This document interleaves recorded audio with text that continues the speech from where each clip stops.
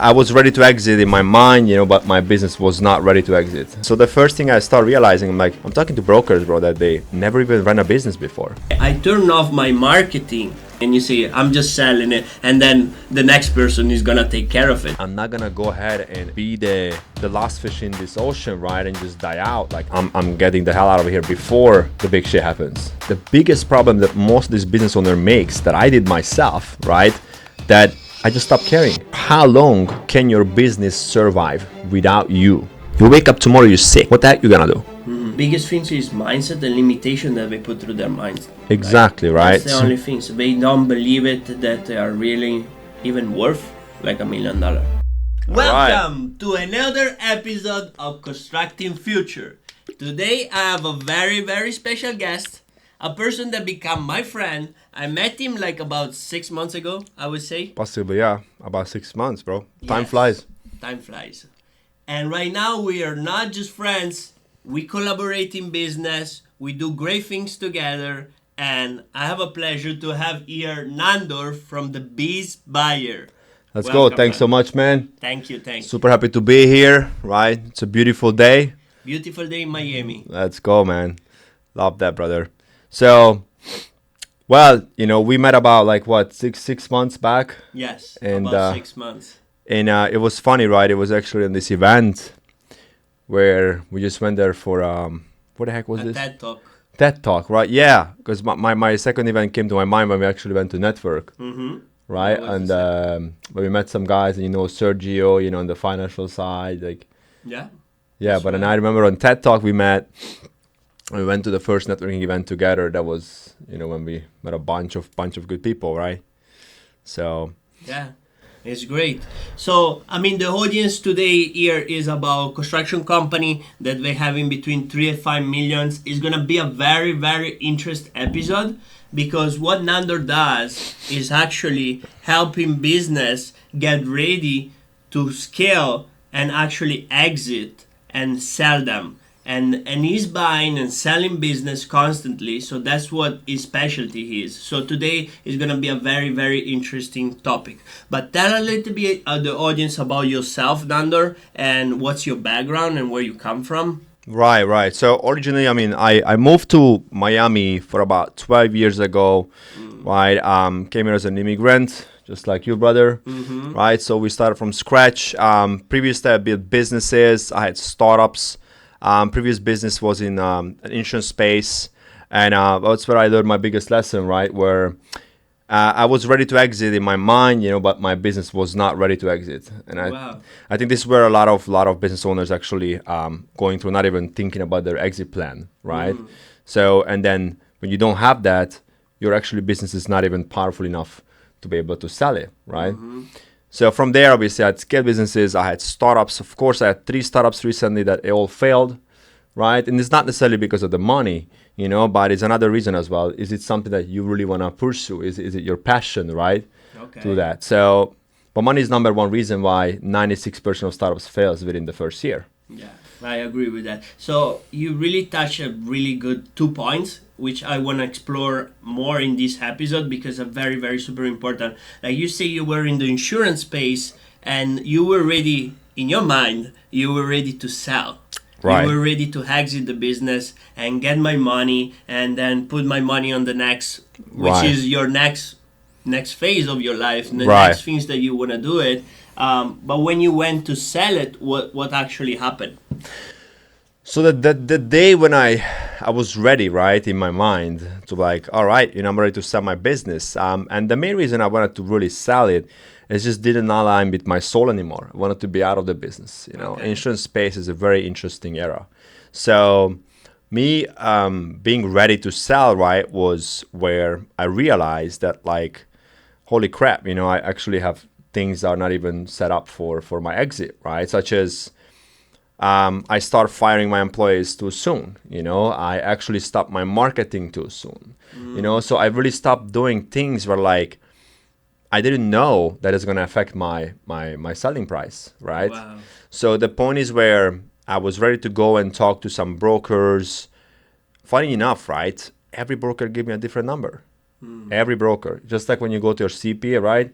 Every CPA is gonna give you a different number. You know, you have to pay 5,000 to IRS. They own you 5,000. You don't have to pay nothing, right? A whole bunch of numbers like You random. just get all these random numbers, man. Yeah. Brokers, same thing, man. So the first thing I start realizing, I'm like, I'm talking to brokers, bro, that they never even ran a business before. So how are you even valuing my business? Right? So brokers out there like really selling businesses and telling you how much, you know, basically your business values, but your business is only worth what someone is willing to pay for it. That's right. Right. The buyer on the other side, not what they say on based on their assumption, correct? Right. So just to wrap up on that, basically where I was ready to just sell the business, and I spoke to the broker. I explained to them what's going on, right? That we were obviously making over 7 figures. We had a great year, and when I start talking to the sellers, I start getting questions. Be like, hey, you know, what's going on with your marketing? How do you get your customers, right?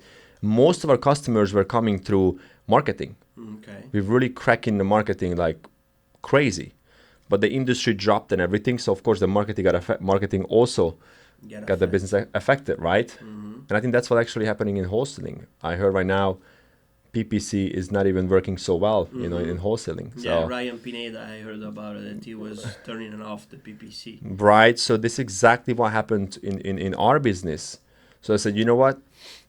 I'm not gonna go ahead and be the last fish in this ocean, right? And just die out. Like I'm getting the hell out of here before the big shit happens.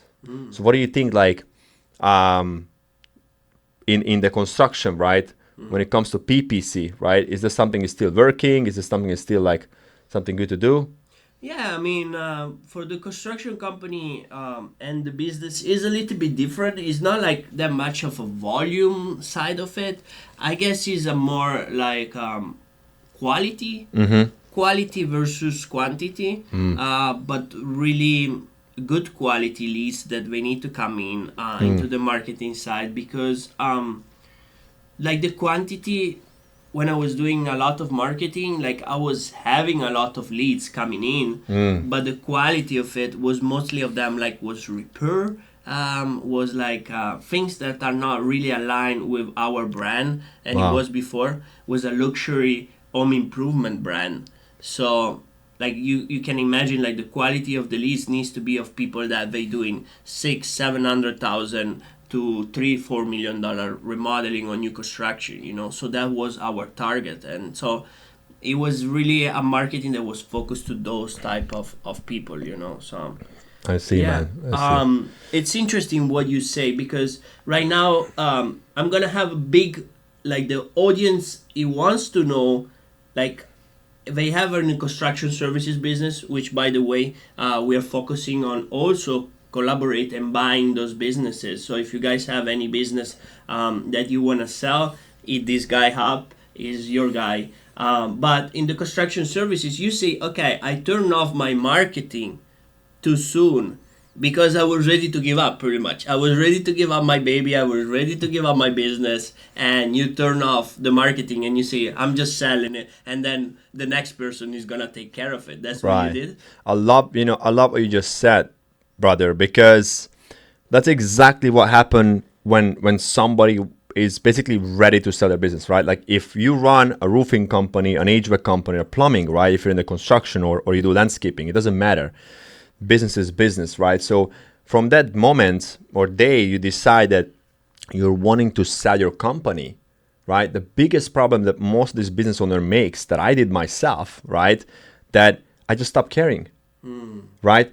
You cannot stop caring from the moment that you decided you're going to sell your company, because now guess what's going to happen with the revenue? It's going to go down. Gonna go down. People gonna look at it. They're gonna ask for your last 3 years of financials. Oh, so how are you doing this year? What are you projecting? Well, last year we did 5 million, but this year we're about to do 2-3 million. I'm like, holy shit, like what happened? Now, because in your mind you decided you're about to sell, you just stop caring about your company. Wow. You're gonna have your revenue drop. You might gonna stop marketing, right?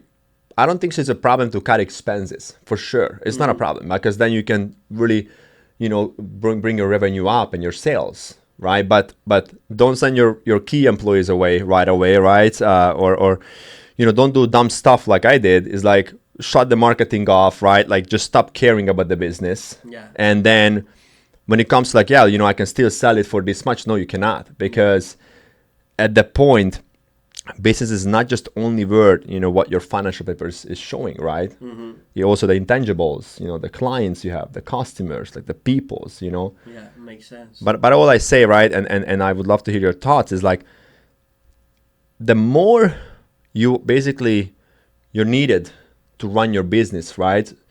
Basically, the less your business will worth. That's pretty much what I say, right? So Yeah. really, like, question is, for how long can your business survive without you? Yeah, Right. I love, and this come from you, and I give you credit for that. That you told me, is a business owner, in a construction business owner, you turn off your phone, you go to vacation for like how long your business survive or strive, because it's not just surviving, it's also it continue like the conditions of the business, it keeps going up while you are away, All right. or it goes down. Yeah. And for how long? That determine how the business is healthy and how it's ready pretty much to get sold. Am I correct? I love that, man. Literally, right? I call this as the vacation test, right? So Vacation test. I ask these business owners, well, like, so if we were to take a vacation, first I ask, like, what's your favorite place, right, in the world? Say, well, I like to go to Italy, right? And I say, well, you take a trip to Italy, right? You spend 2 months over there. You turn on your phone. You don't talk to your office. What happens when you come back after 2 months? Yeah. What happens to your office? Like, what happens to your business, right? And the question is like, well, those answers, when this very, those when becomes red flags, right? Yeah. I mean, if you're looking for a company that has a management in place and it runs without you, is the most important thing, right? Because a lot of businesses out there, small businesses, we just talk about the next 5 years, crazy wealth transfer. Everybody's saying 10 trillions of dollars, right? 10,000 baby boomers retiring daily, right? Everybody's repeating the same thing. Mm-hmm. But the main thing is like a lot of small businesses out there, they are not necessarily sellable. Like unless you really want to become an operator. Like, would you, for example, buy a business that actually you're going to take a loan on it, but then you also become an operator? Yeah. You don't want to do that. Right? Because people, they're trying to build this business, and they think because them being an operator, I think just makes them feel proud, and I think we were all in these shoes, but the point is like, no, like if you can freaking buy it, if you can buy the cash flow, don't fucking try to build it. Just buying the business that makes hundreds of thousands of cash flow after paying your debts, and buy another business, another one, right? And just put them together, and then you have a boom exit. Yeah. But what you said on people, right? Like how important is, especially deal with a lot of people, in the construction space, a lot of businesses, right?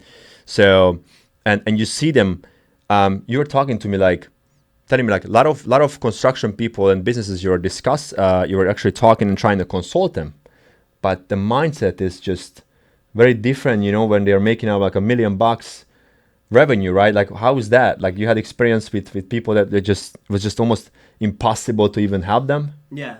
So I have a lot of interesting discussion in the past few months, because I also receive leads through my marketing, and I see the differentiation between people that they already are in between 3 and 5 millions, and they already have 3 to 5, 7 employees, from the people that they are like solopreneur, or they have just one person that is doing accounting part-time.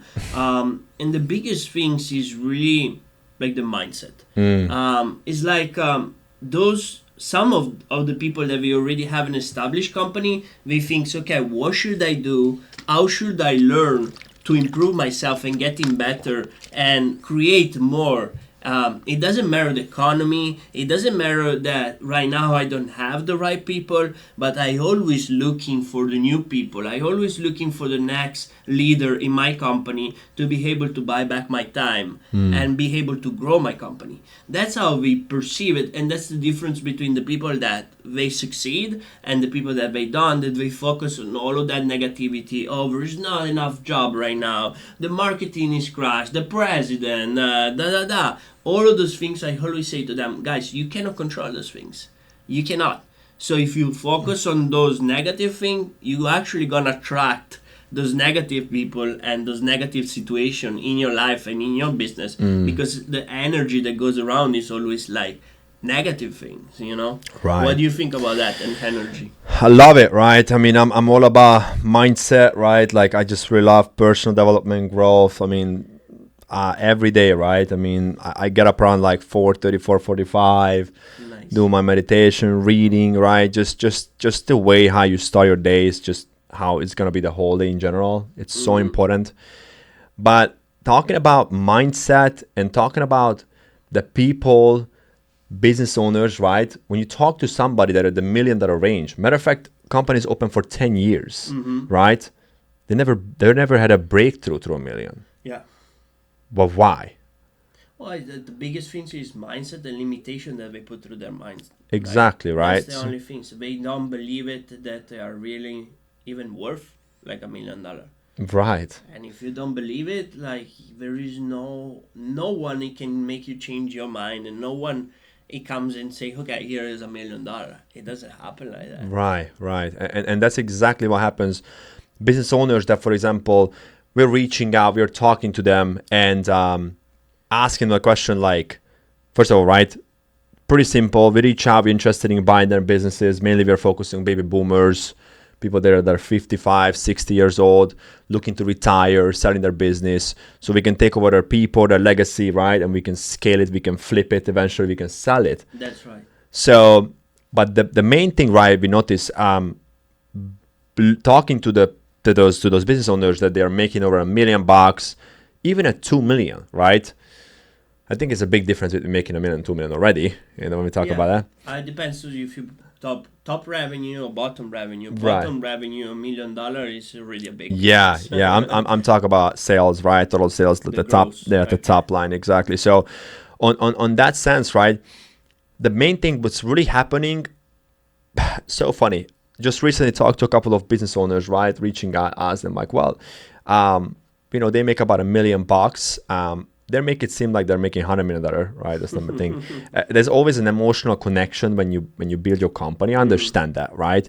But the main issue that comes, and if you're a business owner listening to this, right, that be very careful how you evaluate your company yourself, because a lot of people, they put a price tag on it.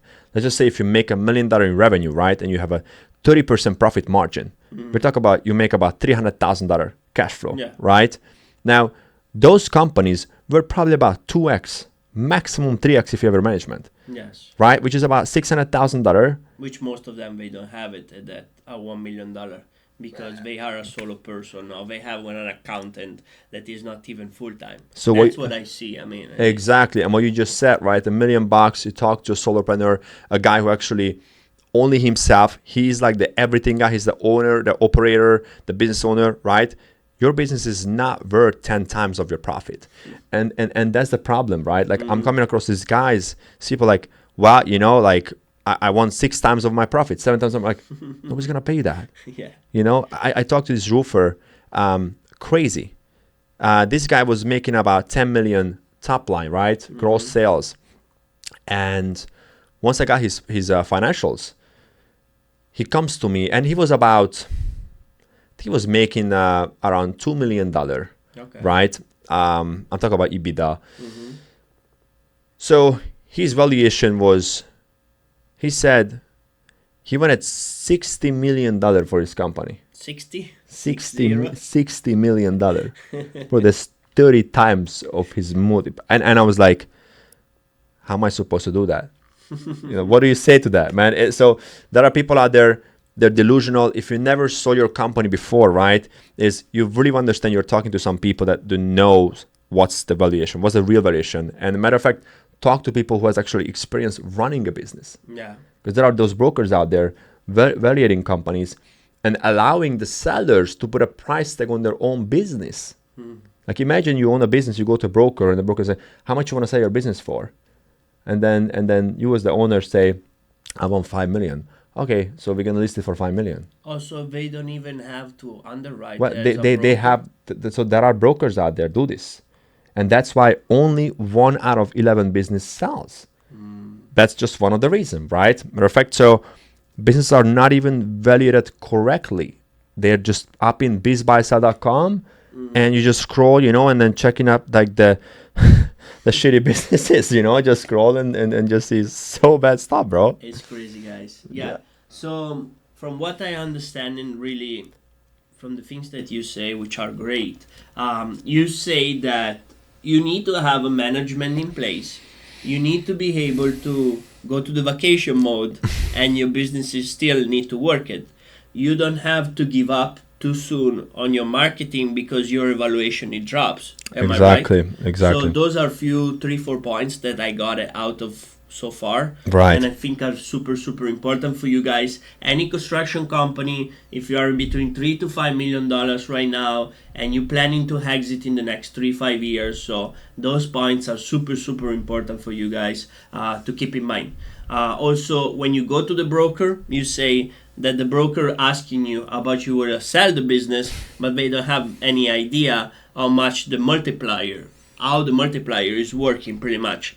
And then when you go to actually the buyers on the other side, then they have banks that do SBA underwriting to get those loans to actually be able to buy the business. And when you get to that point, then the underwriting of the bank is going to say is value like 2x or 3x right at the max if you have a management in place. Exactly. Makes sense? Yeah. Is that what you say now? Exactly. And what you just said, right, as far as like when you're ready to exit, I always ask this question right now. There's like, what's your exit plan, right?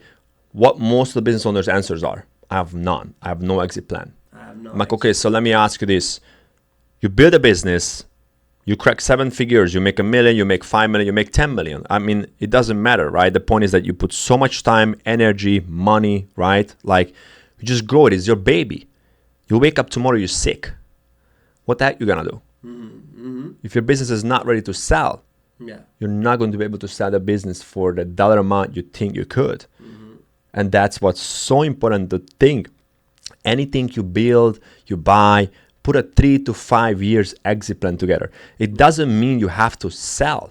But if you wake up tomorrow or you go to bed today knowing I can sell my business like this, that's when you have a profitable, strong business, bro. Nice. I love this advice. I really, really enjoy. And I see what I do actually, I do consulting for construction companies that are between $3 and $5 million, and they want to get to the next level. And one of the plans I have it in the 6 months, it's preparing them at least like with the mindset, with the system and processes to actually be able to say, okay, if I, like you say, if I want to sell it, you have the option to do it. It doesn't mean you need to do it after my 6 months program, but at least you have the mindset and the awareness that it could happen and the things that you need to really put in place to be able to do so.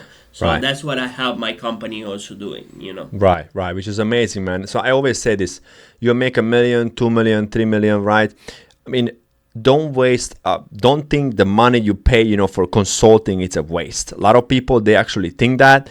They're scared to spend about 10K, 20 grand, 30 grand, but you go to a club and you actually mess up your whole money for stupid stuff. So I said, it's your business, right? If you care about your business, the first thing you should do is go to talk people like you who's in this industry and grow companies from $1 million to 10 plus million, right? Is to actually be able to get an advice, knowing how you can break through from what you're currently going through. Yeah. So, and just to circle back, right? So we're looking for businesses that ranges from $2 to $5 million in revenue. They've been operating for 10 plus years, has management in place. Those are the businesses I love looking at, service-based, recession-proof businesses, right? if you do have one, make sure you come to us. I would love to talk to you and see what I can offer for your business, or maybe just happy to grow. We got the guys here, right? Yeah. If you're struggling with actually, you don't have the right CRM, you don't know how to track your KPIs, you don't have the marketing, you just have bottlenecks, go talk to the right people. Yes, and you think about like you say, just a very very important point, guys. People like us, we've been through the challenge that you're going through, and we know how to resolve those challenges. So if you put actually your money toward a consulting business, is you getting your money and your value back within like few weeks, and you don't have to go through the same mistakes and hear of struggling like he says. We all made a lot of mistakes through the years, but we cut it with the mentor and with the people that we have it around that they've been through those challenges, and they actually help us get to the next level. Make sense? Yeah, 100% sure, man. And you agree with that? I love what you say, man. You know, it's funny. I grow my previous business went from $100,000 to $5 million in 2.5 years, bro. Wow. And the beauty about it, right, is that you can really 10 times your valuation within just 12 months if you are talking to the right people, if you're getting the right advice from the right guys. So I'm not saying just to go to talk to anyone, right? Hear them out, feel them out, see if you have chemistry with the people. Don't just go and pay anyone, right? Get to know them first. Like, go take them out for a day, right? And before you actually married, you know, you marry the person, like you have to, you know, get there, because I'm sure you can agree, how many people out there scamming, you know, selling their courses. And maybe that's one of the reasons people are afraid to talk to other people right now. Because like I was speaking to a business owner the other day, and he has a pretty good size of construction company, and he say, I spend a lot of money with those gurus and people saying, yeah, you can do that, yeah, you can get to the next level.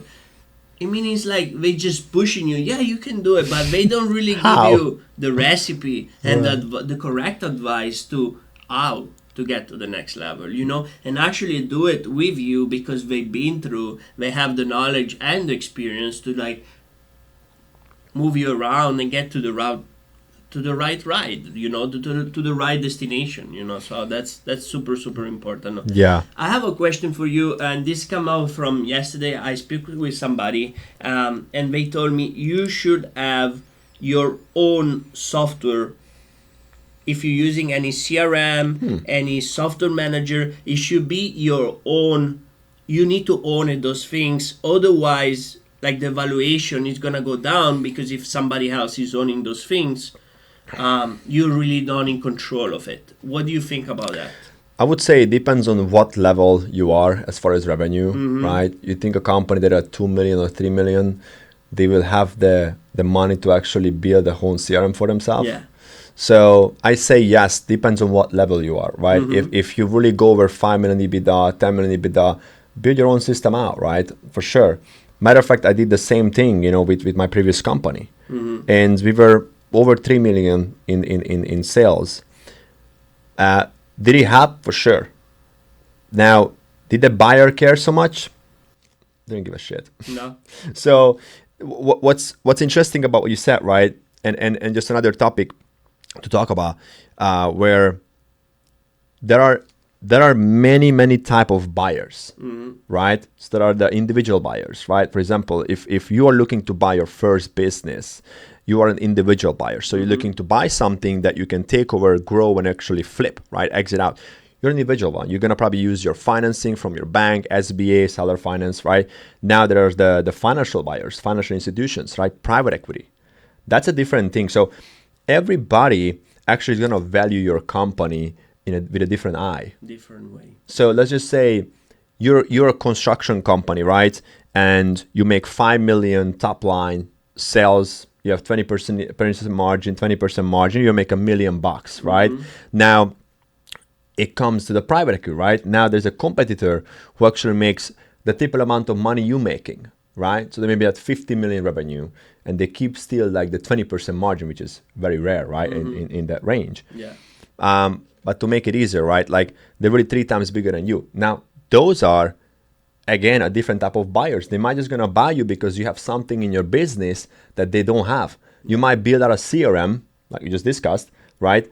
That the smaller companies using because they're so good at putting those together in the system and processes that the bigger company don't have yet. Yeah. So it's worth for them to acquire you, right? And then put the system into their company so they can grow their valuation.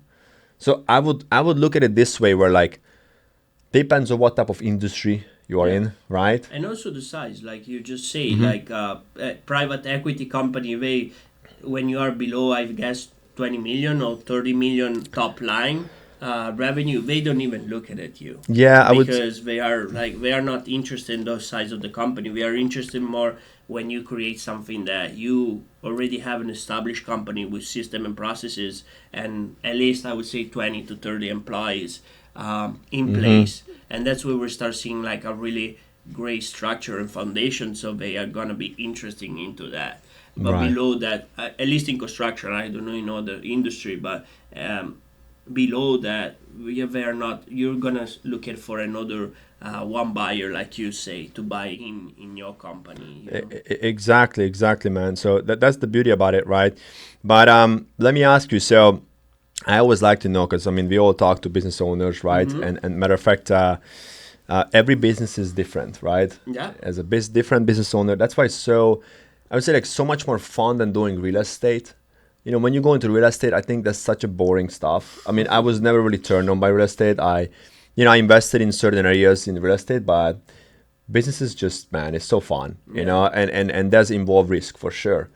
But nothing give you the same amount of return on investment, basically like buying businesses. Make an example because I know the audience is very interested into that, and most of them they have a business. So, what's the difference? Like, let's say I invest in multifamily real estate, or I invest in a business. What's the difference? That's a great question. So I think the easiest way to explain this, right, for people that they haven't really bought their first business, I don't even think they actually know how much money they need to actually put a down payment to buy $1 million business, right?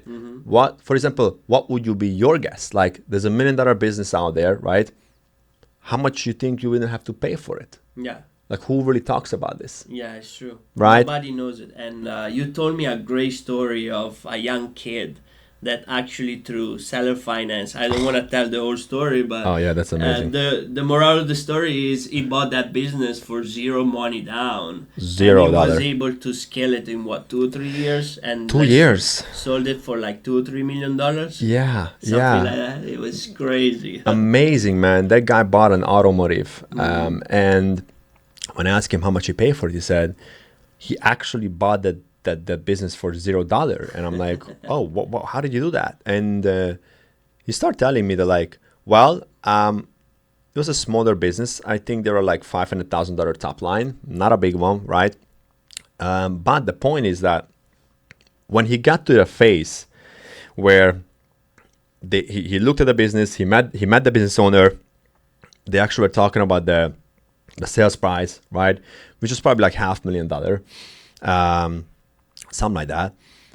And that time when the business owner was asking him to actually, all right, let's close the business. Let's put everything on paper. Let's go to the purchase contract. This guy said, but I don't have money. It's so funny, man. And then the owner comes back and say, oh, so you want owner finance?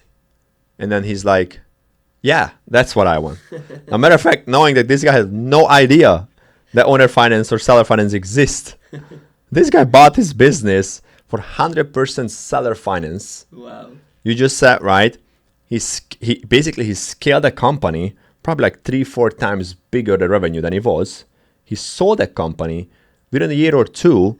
He paid out the guy and he cashed out $1 million or $1.5 million in his pocket. Not buying the second or the third or the fourth automotive with the cash already. That's incredible. That's an incredible story, but things like that happen every day right here in America. Yeah.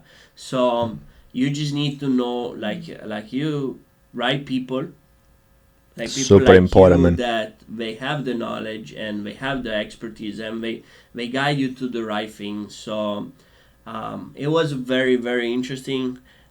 topic. I learned a tons of things, and looking forward to continue our collaboration because it's gonna be huge. And guys, this is an episode, but in 2 or 3 years, you're gonna see what we're gonna build. That's for sure, man. I think the next 5 years is going to be crazy. So you want to listen to our episodes, 100% sure, right? Follow people like Davide, us as well, right? If you're thinking about buying your first business, definitely connect with us. We're actually planning to open up a university, right? We can have students coming in. We can have them actually buy their businesses. The Yes. greatest thing, we're also going to help with having a great team, like a deal team that we can actually have them even grow their businesses if they don't have experience. Love it. I love So what you do, and I love to be part of the journey together because we really connect very well.